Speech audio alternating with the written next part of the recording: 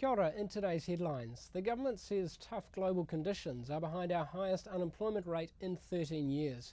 Household labour force figures show unemployment increased by 0.5% in the last 3 months to 7.3%.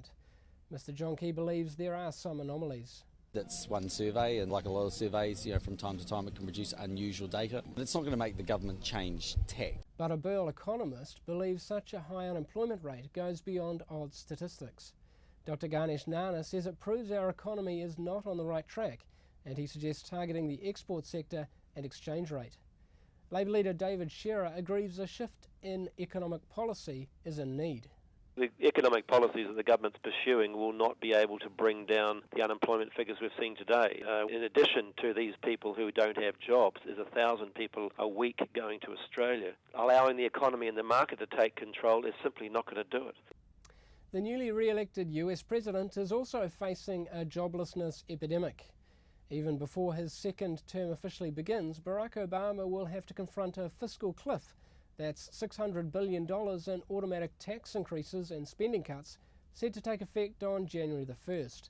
Political editor Barry Soper reports many acknowledge bipartisan support is needed to create jobs and improve the economy. With 23 million unemployed here and with a debt of 16 trillion, Mr Obama will need all the help he can get.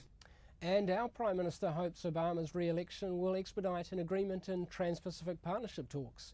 Mr Key is congratulating the President and hopes Mr Obama will be at the East Asia Summit later this month to progress talks after they were delayed by the US elections. In local politics, 5 new members' bills have been drawn from a parliamentary ballot today. Those are Honi Harawira's Breakfast and Lunch in Schools bill, Labour MP Sue Moroney's bill for minimum redundancy entitlements, her colleague Damien O'Connor's reforms for Fonterra's Co-op Fund, while Green MP Eugene Sage's bill requires superfund investments to factor climate change, and National's Paul Goldsmith aims to amend rules around contracts and electronic transactions. Tau Henare has revealed he reluctantly voted against Te Ururoa Flavel's unsuccessful private members bill, which would have allowed MPs to swear their oath on the Treaty of Waitangi. The National MP thinks the bill would have proven New Zealand's uniqueness, but didn't cross the floor to vote for it. The government will now refer to Burma as Myanmar.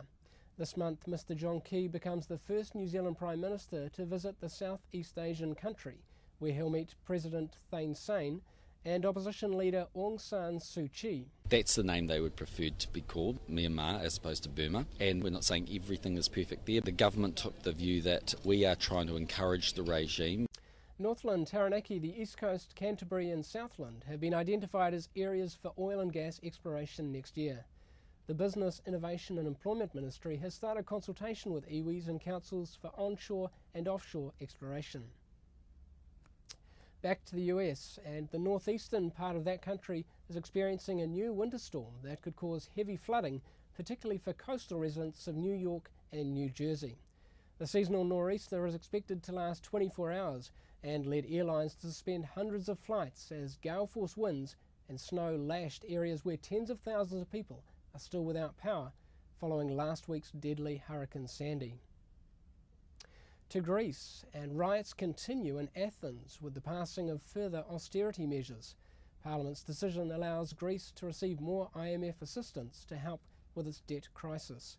While politicians voted, police outside Parliament used water cannon to deter protesters armed with petrol bombs. China's Communist Party Congress has confirmed that Xi Jinping will be the country's president as from March next year. The new leader faces a population increasingly willing to voice opposition to government policies, as evidenced by recent protests against government building projects and disputes over land ownership. A married couple has finally posed for their wedding photos 88 years after tying the knot.